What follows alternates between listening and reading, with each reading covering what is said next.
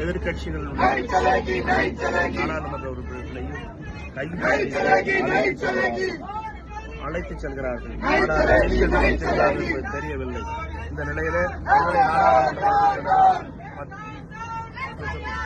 வாக்கு திருட்டுக்கு எதிராகவும் மோடி அமித்ஷாவினுடைய எதேச்சதிகாரத்துக்கு எதிராகவும் இந்தியா முழுவதும் திரண்டெழுகிற வலிமையான குரலின் அடையாளமாக நாடாளுமன்ற உறுப்பினர்கள் இன்றைக்கு போராடி கைது செய்து அழைத்துச் செல்லப்பட்டுக் கொண்டிருக்கின்றோம்.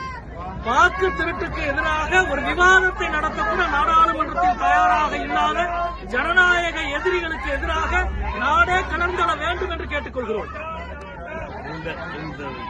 இந்த கைது என்பது ஜனநாயகத்துக்கு விரோதமானது. எங்களை பொறுத்த மட்டுமே நாடாளுமன்றத்தில் விவாதம் கேட்டோம்.